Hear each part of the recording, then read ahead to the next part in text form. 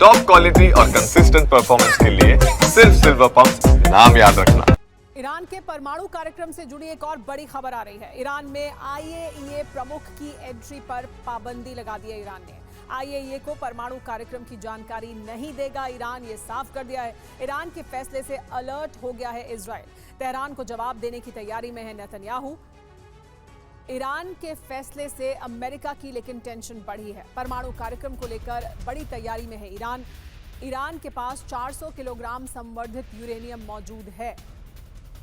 तो ईरान परमाणु कार्यक्रम को लेकर बड़ी तैयारी में है।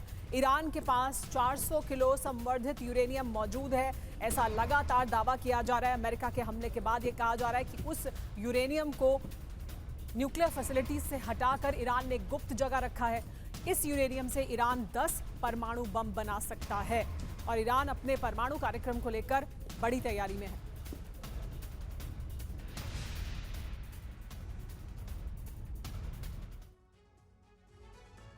तो क्या परमाणु हथियार बनाने की ओर बढ़ा है ईरान? खबर क्या है, जानिए।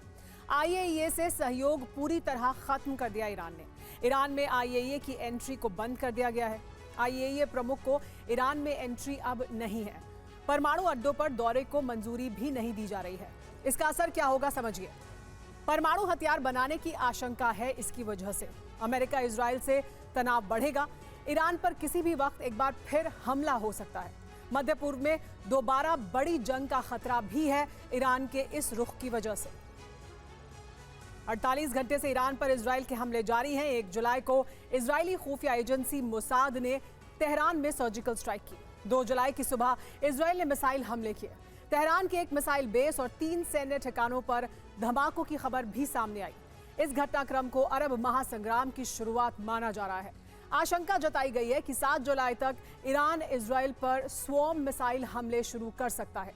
इसी आशंका के चलते नेतन्याहू अमेरिका के दौरे पर जाने वाले हैं। ईरान ने इजराइल और अमेरिका के खिलाफ रणनीति, कूटनीति और जिहाद नीति एक साथ शुरू कर दी है।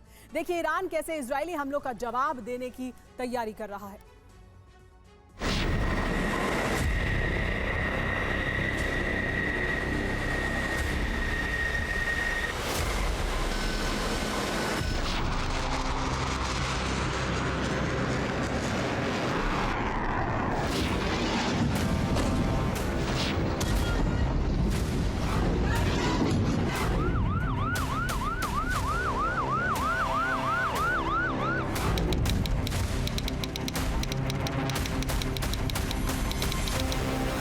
चौबीस जून को रूस के विदेश मंत्री ने युद्ध विराम लागू होने के कुछ ही घंटे बाद जो आशंका जताई थी वो सच साबित हो गई।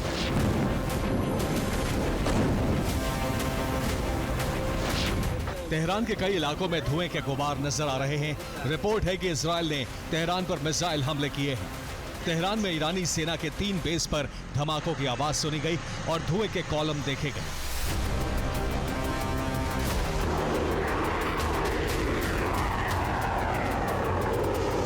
युद्ध विराम भंग हो चुका है क्योंकि 2 जुलाई को एक बार फिर ईरान की राजधानी पर इजराइल ने मिसाइल हमले किए।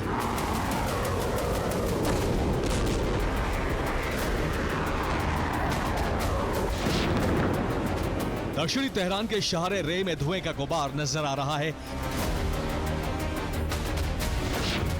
तेहरान के बाहरी इलाके में 3 सैन्य ठिकानों पर धमाके हुए हैं। तेहरान के बनाफशाह पार्क के करीब ईरान के मिसाइल वेयरहाउस पर 2 धमाकों की रिपोर्ट है। तेल अवीव ने कहा है कि वो ईरानी मिसाइल ठिकानों पर हमले कर रहा है। हालांकि ईरान ने इस घटनाक्रम पर कोई आधिकारिक बयान जारी नहीं किया है।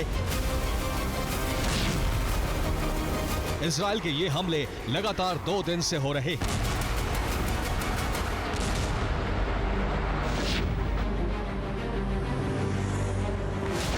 2 जुलाई को इजराइल ने दक्षिणी तेहरान के शहर रे पर हमला किया। बनाफशाह पार्क के करीब ईरान के मिसाइल वेयरहाउस पर हमले किए गए। इससे पहले 1 जुलाई को इजराइल ने आईआरजीसी के बड़े कमांडरों की बैठक के दौरान हमला किया। इस हमले में आईआरजीसी के कई अधिकारी मारे गए। 1 जुलाई को ही इजराइल ने लोरिस्तान में भी ड्रोन हमले किए।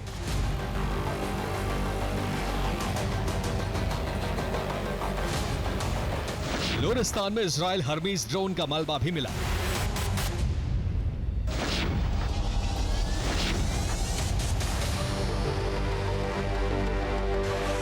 ईरान फिलहाल चुप है, लेकिन महासंग्राम की तैयारी हो चुकी है। ईरान के सुप्रीम कमांडर के सैन्य सलाहकार ने इसके संकेत दे दिए हैं।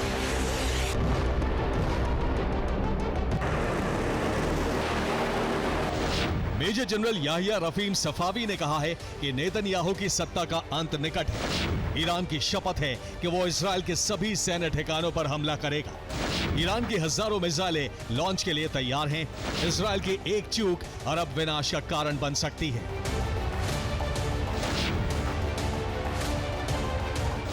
युद्ध विराम लागू होते ही दुनिया की कई बड़ी शक्तियों ने इसे अल्प विराम कहा था। इस अल्प विराम को इसलिए लागू किया गया ताकि दोनों देश अपनी अपनी सैन्य शक्ति को नए सिरे से मजबूत कर सकें।